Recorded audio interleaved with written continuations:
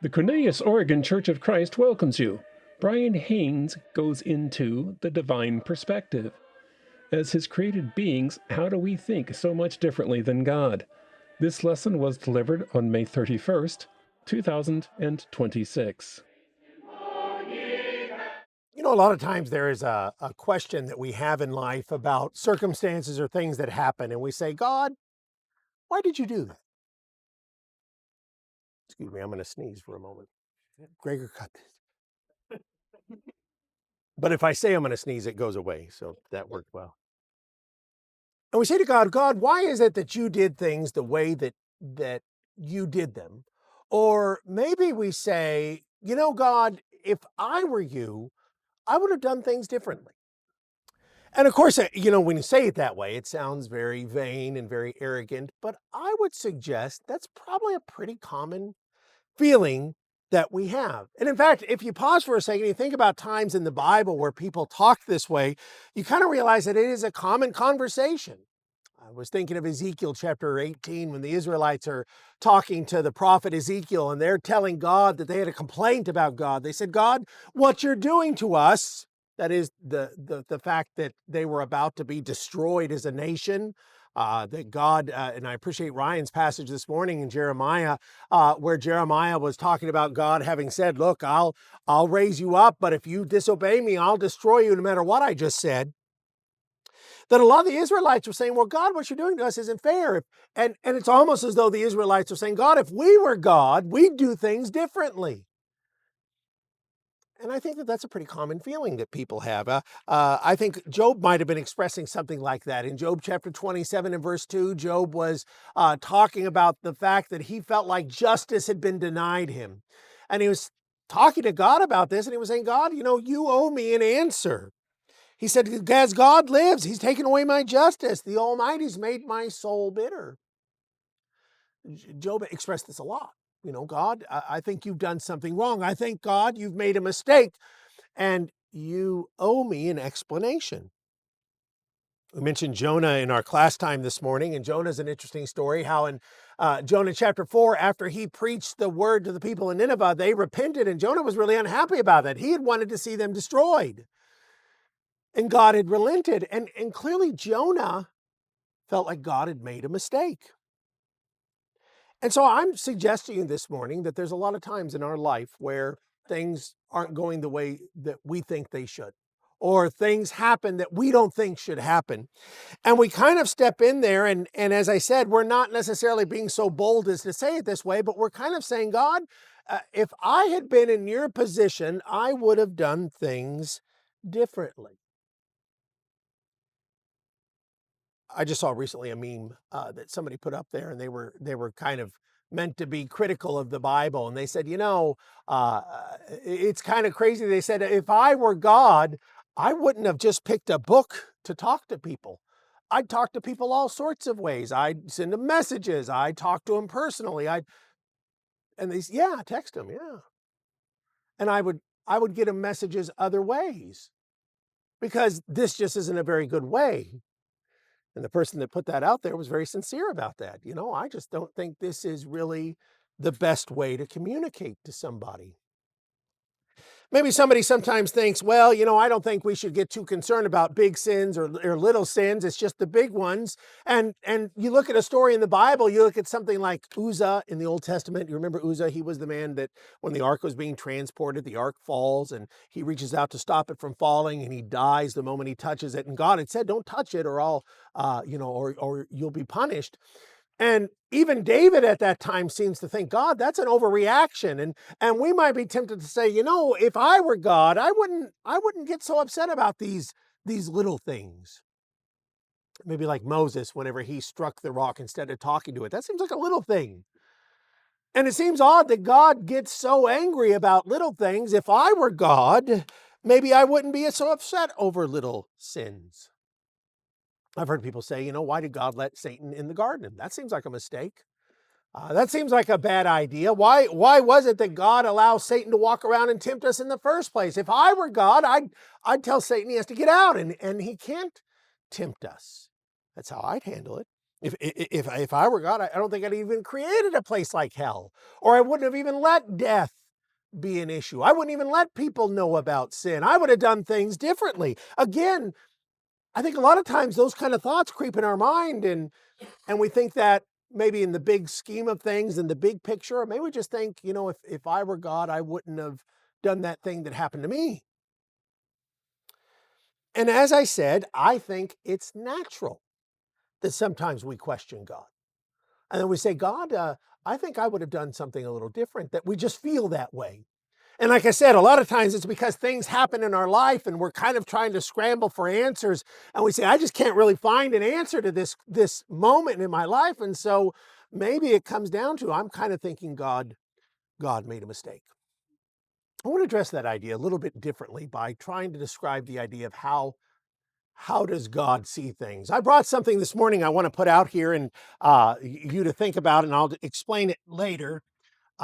Maybe a few of you even have seen this before. You're going to look at this and wonder what you're looking like here. And if you're sitting in the back and you can't see it, I don't know what to tell you. Sorry, it's not that exciting. But I want to think about, how does God see things? How does God look at things? Whether, like I said, you're in the back and I put something up here and you're saying, I can't quite see what I'm looking at, tell what I'm looking at there, Brian. But the idea is that in different places and different locations, we have different perspectives on things. And sometimes we don't appreciate that God might see things differently. And I don't mean a little differently, by the way, although I could say a little differently. I think sometimes we don't appreciate that God sees things very differently than we do. And a lot of times when we're talking about things like, well, if I were God, I would have done it differently, what we're not acknowledging is that God's view of things is a lot different than ours. It's the case that whenever God told in the book of 1 Samuel, the prophet Samuel, he says, Samuel, I want you to go, and this is in 1 Samuel 16, he says, I want you to go and I want you to appoint a man as king. And we talked a couple of weeks ago about King David, who was the man that ultimately Samuel would go on to appoint. But when Samuel is looking at all the sons of Jesse that are paraded before him, and he looks at the first one and he's a great big warrior, and the next one, he said, well, these are the kind of guys I'd pick as king. God said something to him. He said, Samuel, he said, don't look at appearance or his height of his stature. He says, because I've rejected these guys. In other words, these other sons that looked so good. He says, God does not see as man sees, for man looks at the outward appearance, but the Lord looks at the heart. We look at this passage a lot, but I want us to kind of dwell on it for a moment. God sees not as man sees. And at first that seems like a very obvious thing, but I'm suggesting to you that that is a profound statement. That if we can genuinely soak it in for a moment and appreciate what God was trying to tell Samuel, what God indeed had said many times. I was thinking of Isaiah 55. My thoughts aren't your thoughts, nor are your ways my ways, declares the Lord. For as the heavens, listen to this, for as the heavens are higher than the earth, so my ways higher than your ways. My thoughts higher than your thoughts. I think a lot of times we don't give God credit for being God. We think of God as just another person, maybe a little more powerful, maybe a little more elevated, but we kind of think of God as kind of being like us. And whenever we have these moments of, well, I'll do it my way, I think that's the way God would want to do it, what we're really doing is we're really bringing God down to our way. And God says, I need you to appreciate that I don't see things at all the way you see things. And then when God looks at the world around us or at the people we know, he sees things differently. I was kind of thinking about how would I describe this to somebody? And just briefly, we even mentioned in class time, but one of the big ways I try to say is I say that when God looks at us, he doesn't see us in this moment. He sees us broadly over all time. We understand the idea, at least generally, that God doesn't exist in time. He exists in eternity. That means time is something that he can look upon a very different way than we can. You see how we think? We think things like, because I live in the moment, I live in the now. Things that happened 10 years ago are a long time ago. Things that happened 50 years ago are inconsequential. But to God, what happened 50 years ago is the same as what happens right now. How does that matter? Well, if I sinned against God 25 years ago, and I've just kind of, well, I was 25 years ago, God, it's not a big deal. God says it is a big deal because I don't see things the way you do. We just struggle to think this way. God sees things outside of time. He sees things that are going to happen. And we had a really nice conversation about this in our class time because Paul had told, or God had told Paul that he was drawn out for a different purpose, but it wasn't God saying, I don't give you a choice. It was God saying, I see things differently than you see things. A moment ago, God told Samuel, Samuel, I don't look at stature. I look inside the heart. We don't see things in the heart. A lot of times what we're left to do is to guess at things like intent and purpose and feeling and reason, but God knows exactly why people do the things they do. Jesus, to prove he was God, could discern what was in the hearts of men. I'm frankly glad I don't always know what's going on in somebody's heart. And I can just presume the best, but God knows exactly why you do what you do. If you put something in the collection plate this morning, I appreciate every time we gather together, we make a point to say it's the responsibility of members here. But if you put something in the collection plate, God knows what you were thinking when you put what you put in there. I don't, but God does. God knows what you're thinking about right this second. God knows if you're paying attention to me or not. If you're thinking about lunch, I'm thinking a little bit about lunch. But God knows exactly what's going on in your mind, and that dramatically changes how people are. There's a lot of times in the Bible where God brings a judgment on somebody and we're kind of scratching our heads saying, well, that seems severe. And we've forgotten something. God doesn't see just their actions. God also sees their intentions and their purpose and their goal. And many times in the Bible will say that God discerned that this person was really contemplating evil and doing what they did, and God struck them down. And we say, God, that doesn't seem very fair. And God says, you don't see what I see. You don't know what I know. And when God views things, the Bible is very clear. He's not just viewing on what's the immediate best result. He's looking at what is the greatest interest, the best of things for everyone. These are just a couple of things to think about when we say to ourselves, God sees things differently than we do. And I'll keep saying it, and I still think we'll struggle in the end to appreciate why this is important to every one of us individually, because we'll still have questions to God that are going to be things like, God, why did you do what you did? And God will just kind of sigh and say, because I don't see what you see. I don't see things the way you do. There's a lot of times in your life, you're going to have a lot of questions for God. You're going to say, God, this doesn't make sense to me. But I frankly think that if you could put on a mind that says, but you know what, God, I understand that what you see isn't what I'm seeing, you're going to be a lot better for it. I want to use three examples today, not the only three examples that there are of God seeing things differently than we do, but I just want to give you three examples that a lot of times address some of the questions we have in the Bible about what God is thinking and what God is doing. Three examples of ways that God sees things different than we do. And probably the first one, the biggest one, is how does God see life and death? Let's talk about how we see it. I think it's probably fair to say that generally speaking, unless we have trained ourselves otherwise, when we look at life and death, we say death is probably the worst possible thing. If you ask somebody what are the penalties in our country, they say, well, you can go to jail for 5 years for this, 10 years for this, but you can be put to death for the worst of things. It is our nature to believe that death is the worst thing that can happen to us. That is just the way we see it. And it's because we live in a way of time that we don't talk to people after they died, and they don't tell us much after that. So what we see is a finality there that afterwards we're merely going by faith about what's next. The point is, it's very, very common that we see death as the worst possible thing. In fact, we would go on to say that if somebody who seems to be good and wholesome dies, we define that as a tragedy. We say that's awful. I say that's awful. And if you asked Brian, who do you think should die, Brian would say, well, I think all bad people should die. Did you know God doesn't see any of this? Not one thing here is part of God's perspective.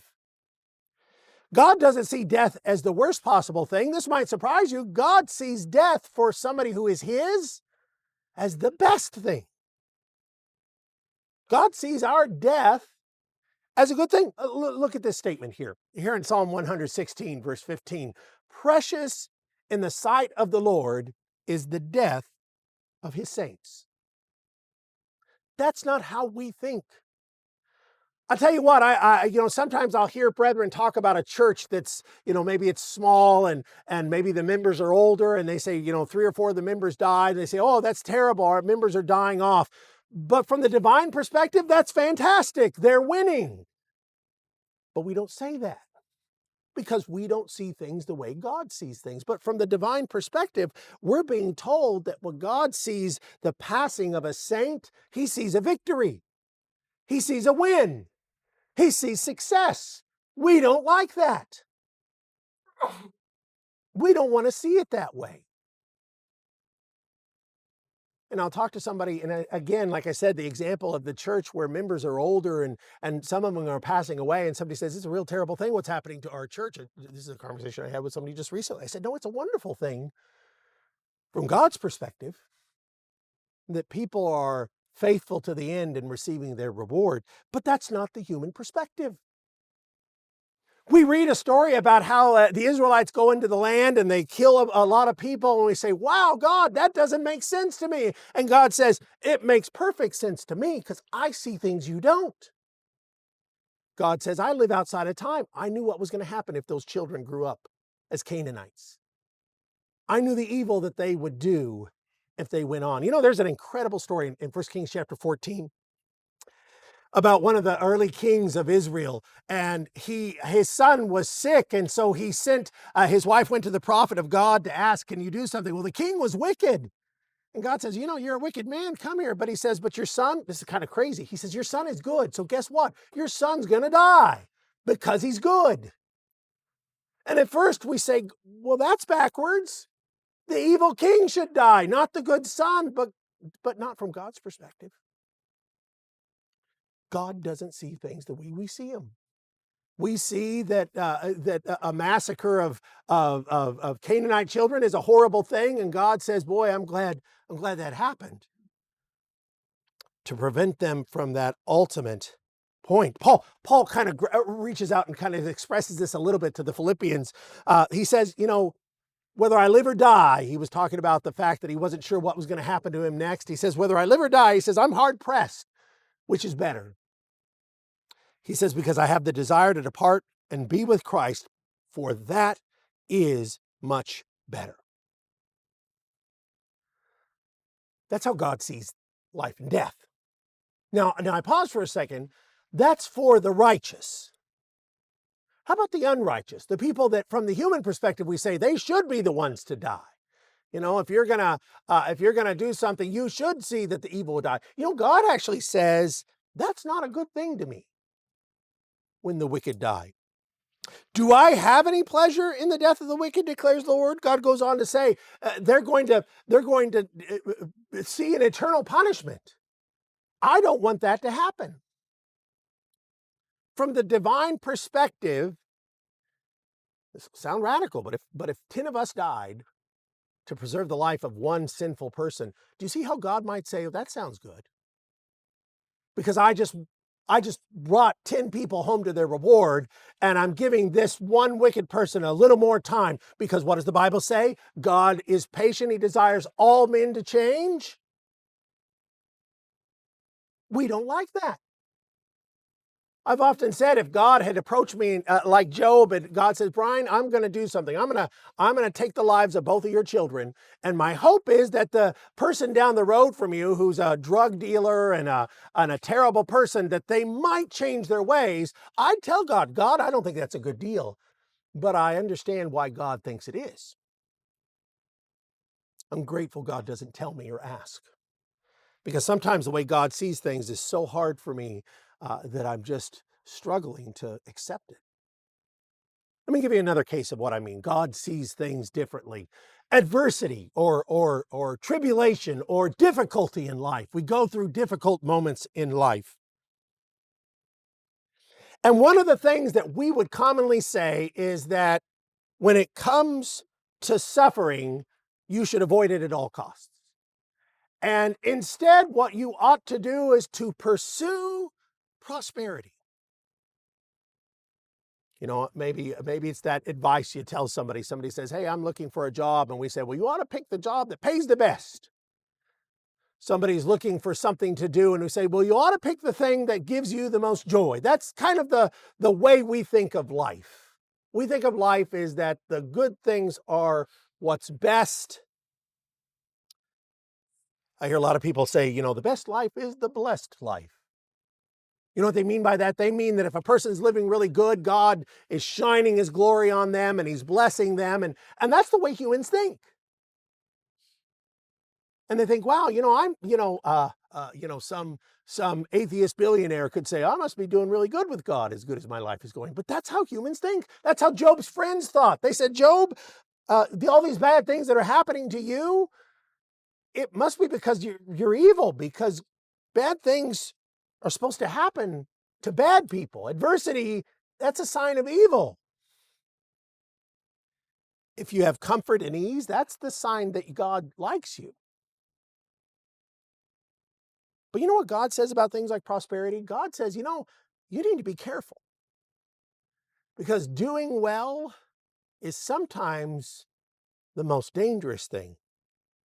Let me give you an example. In Luke chapter 12, Jesus gives us this parable. You remember the parable of the man whose fields were very prosperous?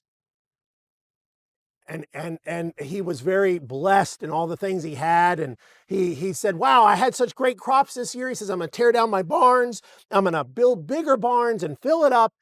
And I'm just going to live good from now on. That's like the American dream. And he says to my soul, soul, you have many goods laid up for many years. Take your ease, eat, drink, and be merry. You know what was happening?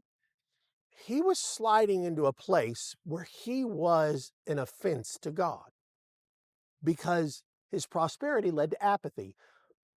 How many times in your life, when things are going well, are you totally committed to God? Because I'll be honest, for me, those two things go separate. In other words, when I am in a trial of adversity, I'm on my knees every minute.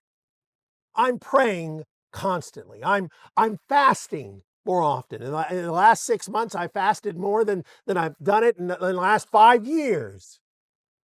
I've prayed more in the last few months than I have for the last year. And what's the point of those statements? Is to say that I know that when things are going well, God is not nearly as close to my mind as he should be. And I would suggest that's probably true for everyone here. That our dilemma is, when things are going well, God is far from us. Look at the book of Judges we're studying on Wednesday night. When is it that the Israelites are slipping away from God? When God ends their adversity and things go well for them, and they forget God and they turn to the idols, and God brings adversity and say, hey, you know, maybe we should turn back to God. From the divine perspective, what's the better circumstance? It's easy to start thinking that when things are going well, it's because I'm doing what's right.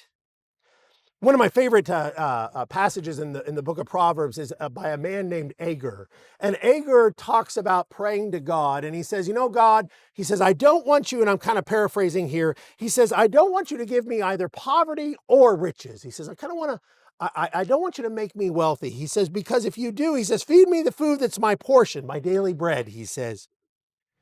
Because if I'm full, I might deny you and say, who is the Lord? You know, that is the thing about prosperity, is that so often when we become prosperous, we forget the Lord. And what happens to our soul? It's lost. And the divine perspective is there's nothing worse. You could gain the whole world, but if you lose your soul, you've lost everything. So how does God look at our success in life or our prosperity? Well, I think God probably realizes that adversity helps us. James chapter 1, James said something that's really crazy. He says, count it all joy when you fall into various trials and temptations, knowing that these things provoke your faith. That's crazy.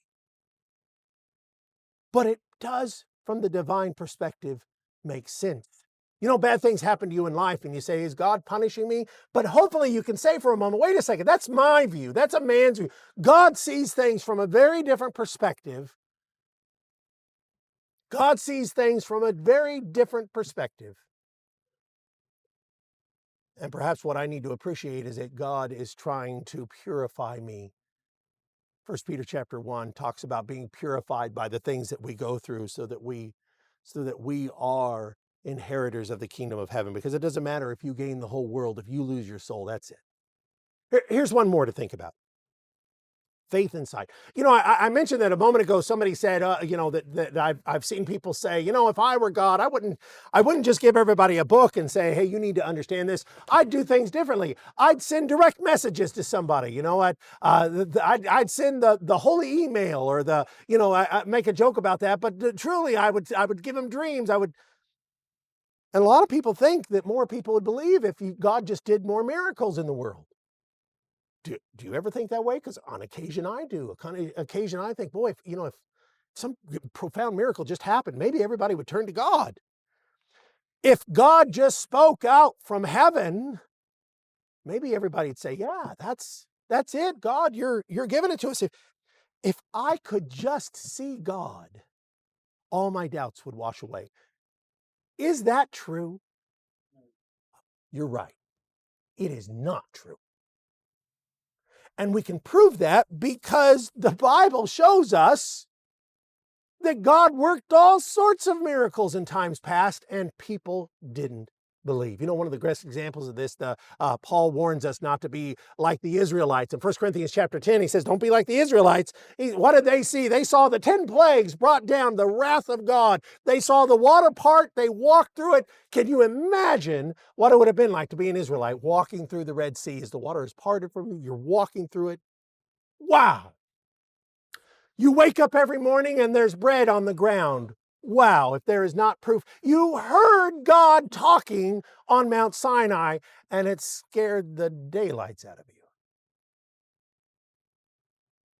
And yet, their bodies were left in the wilderness because of disbelief. Signs, wonders, miracles. That's not what makes people believe. God knows that. We forget it, but God knows it. In the book of John, the statement is made in John 12 that Jesus did so many signs and wonders, and yet they did not believe. John chapter 12, God literally, the Father literally spoke from heaven, and they said, I think it was probably thunder. They had to work at ignoring these things, but that's how people are. Does God talking to us directly? If God had a directly message, is that impactful? Look at all the people that God talked to directly, and they didn't listen. You ever wonder about God sitting down with Cain and giving Cain the warning, Cain, you're getting in trouble? You ever wonder what that conversation looked like?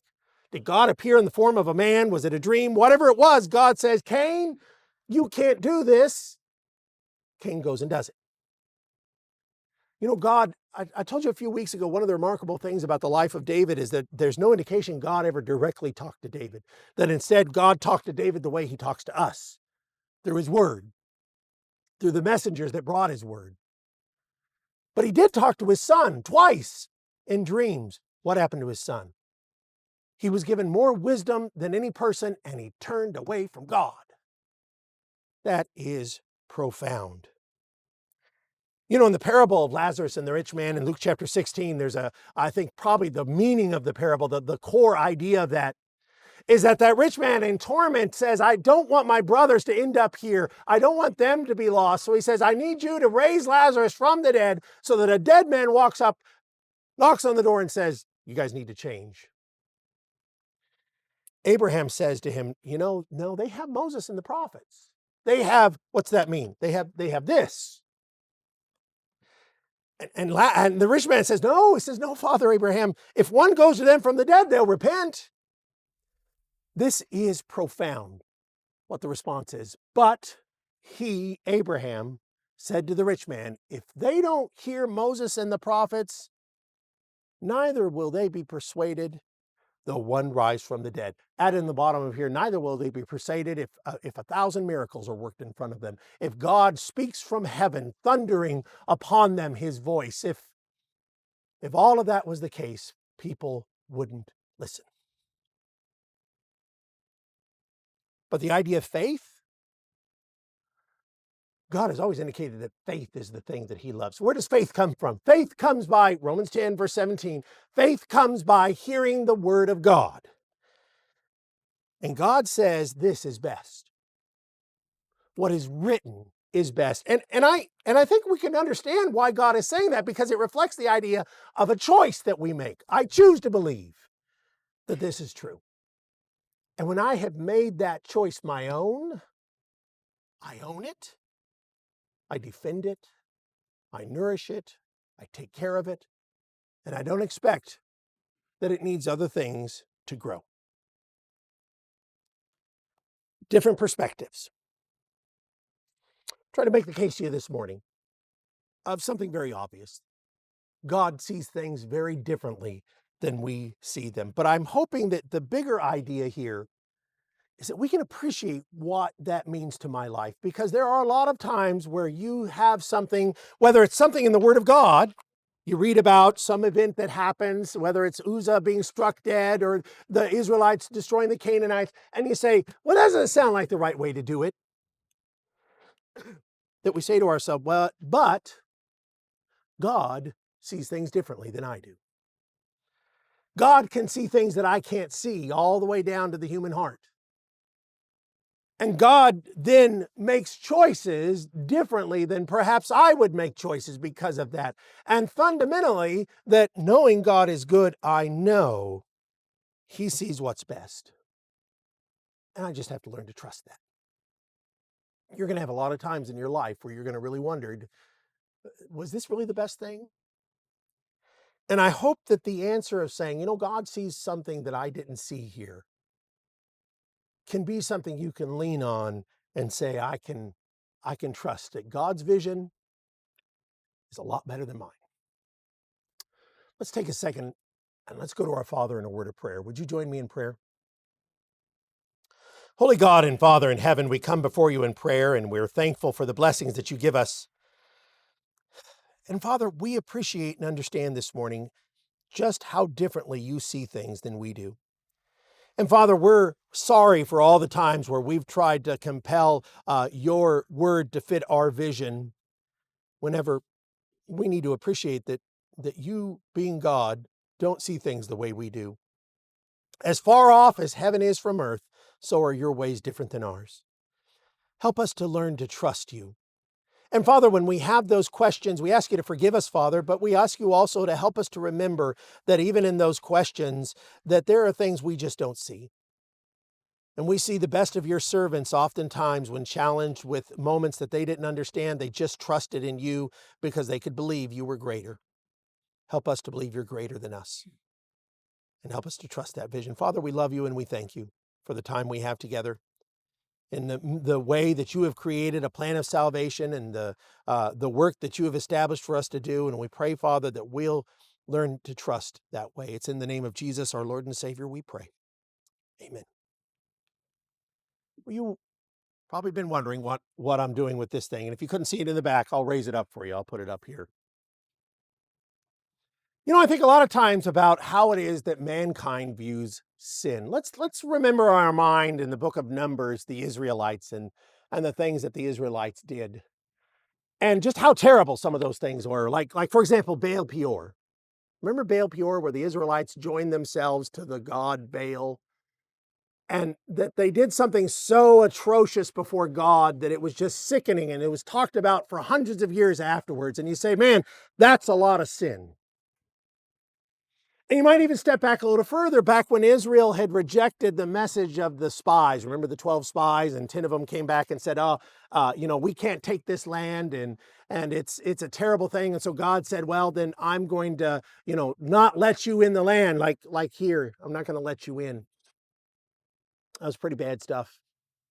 We might say, yeah, that was quite a bit of sin. Maybe we think of Aaron. And remember Aaron creating the golden calf? Not in the book of Numbers, but back in the book of Exodus. They say, Aaron, that was a pretty bad thing you did there. Maybe it's not as bad as denying the spies, or it definitely wasn't as bad as Baal Peor, but it was still a bad thing. That's how we might look at it. We might say, well, what about the time that Miriam challenged Moses in Numbers chapter 11, and God punished her for that? And we say, well, that was bad, Miriam. Maybe here in the very end here, the least of sins. And we might say, well, the least of sins, I think Moses hitting the rock could be the least of sins. God had said, I want you to talk to the rock. But before God had told him, hit the rock. So Moses did what he'd been told to do before. He was having a bad day. His sister had just died, the Bible says. The Israelites were provoking him, getting him upset. And really, how big a deal is it?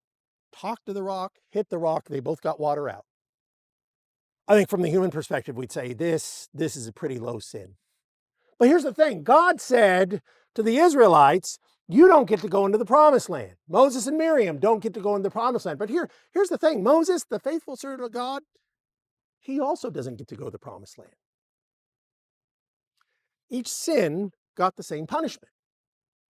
And we say to ourselves for a moment, that doesn't seem very fair. Because when we look at it like this, from that human perspective, walking along here, we say, man, that was really bad and that was nothing. Why was it? And I say it's because we've missed the divine perspective. As God looks down upon things, he just sees sin. He just sees sin. He sees the heart that was behind sin. He sees the fact that whatever the sin is, by the consequences of it, it's just sin. That's hard for us, again, to remember. But the Word of God tells us this time and time again. James chapter 2 and verse 10, one of many places where we're told if a person breaks but one law, they are guilty of all of it. I say this to say there are a lot of times where people think about their sin and they think, well, I'm not as bad a sinner as, maybe they just point to their neighbor or the person sitting next to them or something. They say, well, I've done some bad things, but that guy's done worse. I should be okay. And it's kind of like saying over here, well, here's Aaron. Well, I've done some bad things, but I'm not as bad as these guys over here. It's so tempting for us to think this. But the Word of God tells us that wherever we're at, we're guilty of sin. And even that one sin of Moses kept him out of the land. Even one sin can keep you out of heaven. And we try to impress that upon people time and time again. Just one sin makes you a sinner and prevents you from standing before God. And we say, well, God, that's not fair. But we're not looking at how God looks at it. And therein is our dilemma. This morning, we've talked about God seeing things differently, and I hope that it's caused many of us to appreciate the significance of God's view of things being different than ours. But I hope that you take it to heart in regards to your sin. Where do you stand before God? Because it doesn't matter if you're a big sinner or a little sinner. God just sees sin. In some ways, it might be a blessing, but you say, I've done some horrible things with my life. Well, it just is seen as sin. But to the person that says, I've only done one or two bad things in my life, it's just seen as sin. And the solution, whether you've done a million horrible things or just one, is the same. It's to hear the Word of God and believe it. To confess with your mouth that Jesus is Lord. To turn away from sin to be baptized into Jesus Christ. And that takes away one sin, or it takes away 1 million sins. And the reason it works is because the divine perspective just sees the stain of sin removed. Every time we come together, we offer the opportunity. If somebody has not yet obeyed the gospel of Jesus Christ, we'd really like to talk to you about that. We'd like to explain to you what the Bible says about sin and why sin cuts you off. I haven't even talked about that. Or why we have to come to believe the Word of God, and it has to be through the Scriptures that we come to that belief, not other ways, and why it is we confess. And we'd love to talk to you about all those things. You grab us after services, say, I want to start studying about that. We'll sit down, we'll study with you. But maybe you say, you know, Brian, I know what you've said. I understand it, and I know where I'm at. And I know it doesn't matter where I'm at on that board, that God just sees my sin, and I want to take care of it right now. We always make an opportunity here at the end of our time that if somebody desires to be obedient to the gospel of Jesus Christ, or to ask for the prayers of the congregation, we make a moment where you can ask for those things. You can come up here and visit me with me right now while we stand. And we sing a song to encourage.